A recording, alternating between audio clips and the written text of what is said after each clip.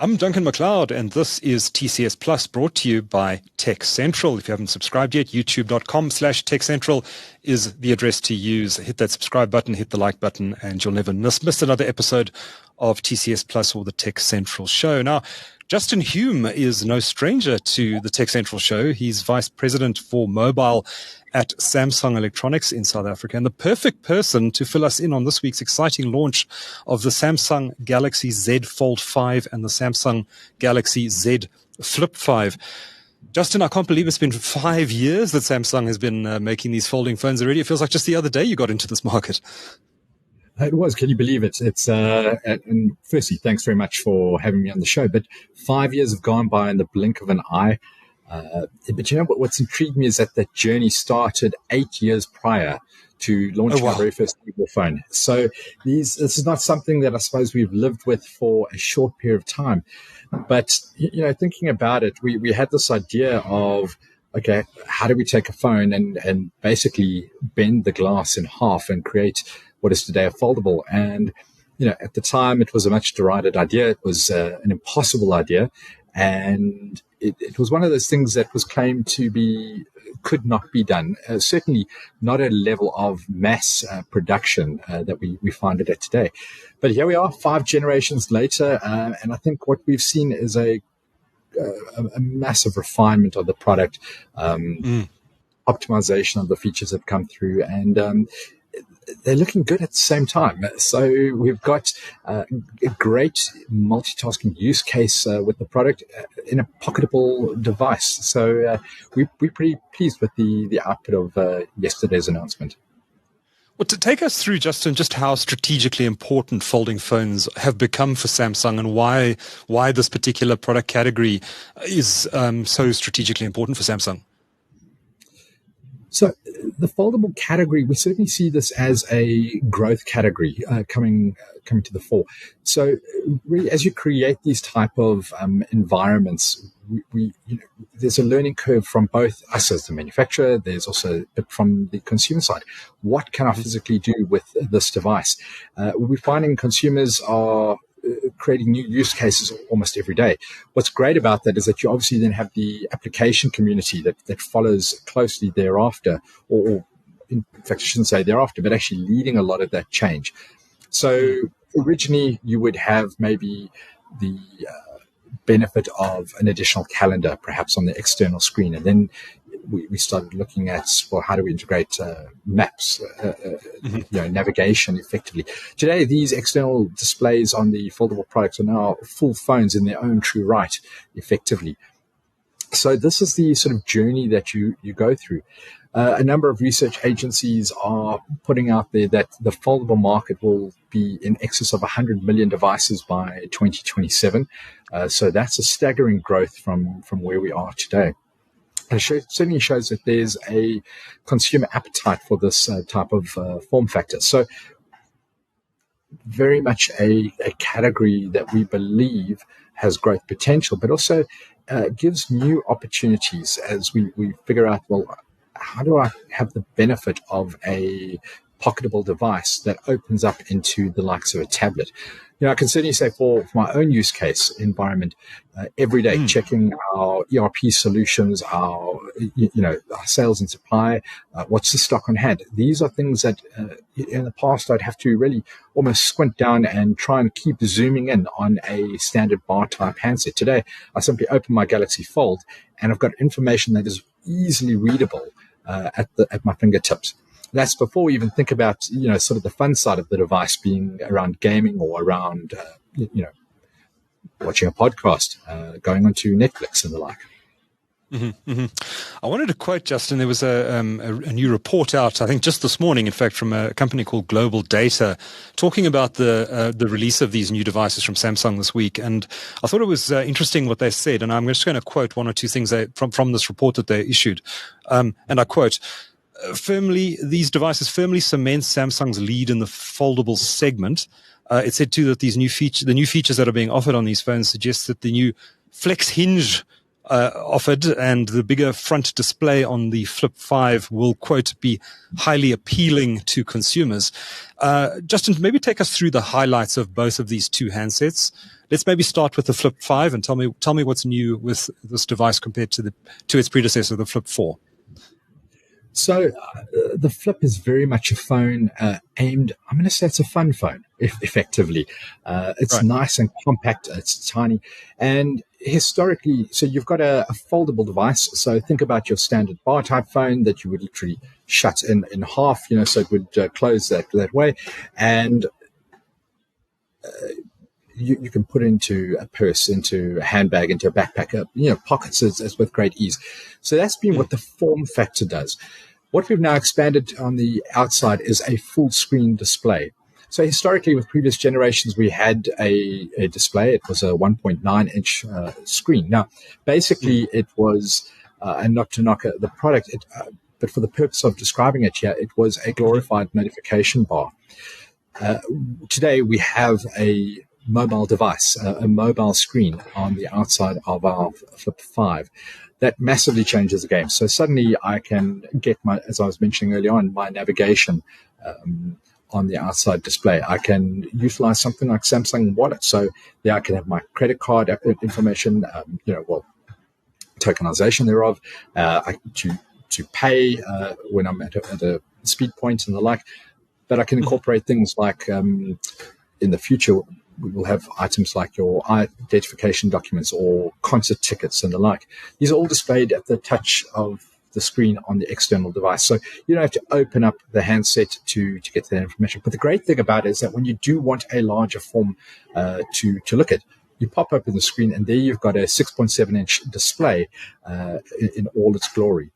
So that is the Flip 5, probably the key USP that we see coming out on that product. From a Fold5 perspective, and in fact this goes true for the Flip as well, we have integrated the brand new hinge. That means that the phone folds completely flat, when closed together. There's no longer a gap. Historically on the devices, there was always a little bulge for where the hinge needed to go. This is now seamless. And that also makes sure that when you unfold the device, the crease down the center of the screen is largely eliminated at this point. So very appealing from a usability perspective at this time. But what I love about the Fold is outside of the design, it's or that folding hinge, we've put it on a bit of a diet. So we sent it off to the gym, and it came back a little bit lighter. It came back a bit slimmer, and it came back more powerful. So clearly something that I myself am not doing, but certainly we see that the device has really taken the power level up. And that's through a great partnership that we have with Qualcomm on the processor. So you might be familiar with our Galaxy S23 chipset that we did with them. Arguably, the S23 is the best mobile phone for gaming and for power output on the market today. That same processor that is bespoke, it's designed for Galaxy by Qualcomm, is now present in both the Flip and the Fold. Yes, as a Galaxy S23 Ultra user myself, I can testify that the battery life on the device is incredible, and that lower manufacturing process on that chip no doubt contributes enormously to the power efficiency of the devices. Definitely. So you're not having to make a bigger device so that you can accommodate a bigger battery in order to improve the battery life. You're now using a far more efficient processor, and that efficiency doesn't come at the expense of power. So and the actual processing capability of the chip. So in fact, if anything, it's far more enhanced. So it's great, for gaming, for processing, and it gives us other opportunities within the multitasking environment. So on the Fold 5 now, I can bring a two-handed operation to the screen.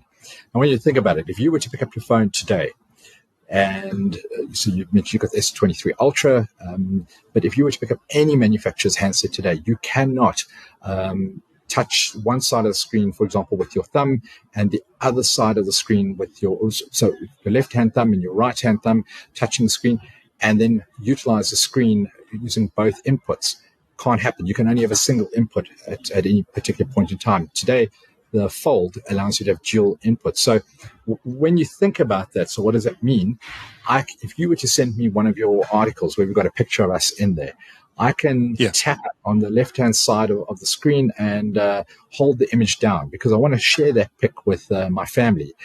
With my right hand, I pop open the messaging application and I simply then drag across the image and it pops it. It's already cut it out of the article. It's popped it into the messaging service for me and off I send it. So one of those things difficult to describe here. It's something that you've really got to go play with and see, and you'll see immediately the daily benefit that you would have from such a product.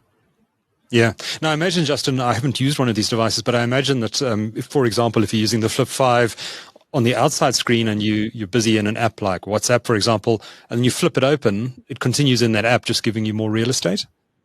It does. So this is app continuity that we feature on the devices. Okay. And it's something that you know, as a user, you take it simply for granted. You think, okay, well, I'm using it on the outside screen, but suddenly I want a larger keyboard. I want to see the video that's in it on the larger screen. Simply opening the device, it's there and it's re-rendered in the right size for you. This is, you know, we were talking earlier on about instantly. Yes, we were talking about how we've moved over 5 generations from a product where I could open WhatsApp on the outside screen, which was a great achievement. Then I would have to reopen the application on the main screen. Now today, I seamlessly move between front screen, inside screen, and back in a seamless fashion. And it's again a situation where we're not having to work hard at this technology. The application developer has understood the benefit of the foldable category and has seen the need to design in conjunction with something to offer something as simple as that that is so powerful. Mm-hmm. Cameras are still very important in smartphones. In fact, I think many people regard them as the most important feature in a phone, even more important than the dialer, perhaps. Tell us a bit about the cameras in these new devices and what they're capable of. So, whilst we haven't increased the camera size, but if we think about the Fold5, it's a 50 megapixel main camera. And you're entirely right. I think this notion of camera size it's still a key buying factor, a decision-making factor, but it's not necessarily the most important one. So we have a feature called dual pixel. We also look at the pixel size that comes into play there. So really what we're saying is you've got this, which is a sizable camera, the 50 megapixel camera, the main one, but it still has our nightography features that we find on the S23. Now, what that is for those who maybe are perhaps unfamiliar with it, Samsung is well regarded and well known for being able to take incredible low light photography.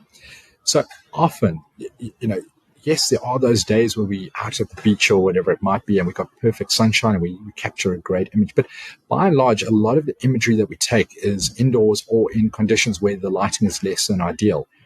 Because we've got the larger pixels, because we've got dual pixel technology, and as well as the AI processing that takes place behind this, we're able to take incredible photography, and not only photography, but also videography in very dim conditions. And it comes out in a really bright way. You minimize all that noise. So if you think about it, most people, when they take a video at night, perhaps outside around the brine, that it comes out in a very grainy fashion. It's a lot of noise within the image. Our phones with the AI cleans that all up, and you get what looks like a shot that was taken in rather bright light, effectively. So, Justin, the all-important question is obviously pricing. Tell us about how much these new devices are going to cost, and also, I know Samsung is very well known in this market for offering very good trade-ins and other incentives to convince customers to upgrade. Tell us about not only the pricing but also what's on offer. Yes, so certainly we bring these phones to market that are in the premium category of the product. They've got the latest in feature sets coming through. The Galaxy Z Flip 5 starts at $27,999 for the product, and the Fold 5 starts at $43,999 if you were to buy it on a retail basis. Now, that's a great offer there for the product where it sits. But, we really would like this product to apply to as broad a market as possible. So we've been thinking about how do we reduce the cost impact to South Africans here at this time. And, very much looking at the car market, you don't walk into your car dealership and expect always to buy a car and pay full price. You bring your old car, you trade it in. And we've got a very similar model running for the handsets. So on a vast array of handsets, both Samsung and other manufacturers, you can go into your mobile operator store, your retailer store, and trade those products in. So get some value back for that handset. On that list of handsets that we're looking at, if you were to be paying cash for the new Flip or Fold product, it's a guaranteed 10,000 Rand off the purchase price that Samsung offers on a trade-in. And then if you're looking at it from a postpaid or a contract perspective, the value is really significant there. So you get a guaranteed 600 Rand per month off the mobile contract. So that's massive. So if you look at the entry tariff starting price point, would be about 1,299 Rand per month. That means once you've done a trade, you could get it for just 699 per month for the Galaxy Flip 5. So we think it's a great value offering for the customers. The other way of looking at it is that you can be saying, okay, well, I can take the contract on 1,299 Rand per month. That's obviously an entry contract, but I could use the trade-in value that I get to actually migrate my tariff package higher. So, make sure that I get maybe a 10 gigabyte memory package with it, or more talk time, these type of things. So really the options are out there for our customers. And the other comment around our offers that we bring to market at this point in time is because it is our pre-order period, we always want to show our appreciation to our consumers. And the base memory product for both the Fold and the Flip is a 256 gig product. So we're offering a double your memory promotion right now. So if you come along and you buy that Flip 5 or Fold 5 and you get the 256 product, we upgrade it automatically to a 512 gig memory variant. So also we think good value for the customer right now. Half a terabyte of storage is a lot of photos, even with a 50 megapixel camera. So that's great value, Justin. Great. Then, of course, this week you also announced some other products alongside. Traditionally, you always, during your Unpacked events, announce more than just new smartphones.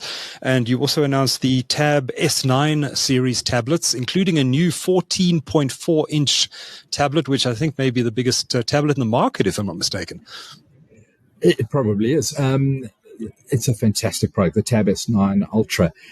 What I love about these tabs is already, if I take a step back, we've got three tablets. So as you mentioned there, the S9, S9 Plus, and the Ultra. So starting from an 11-inch product all the way up to the Ultra product.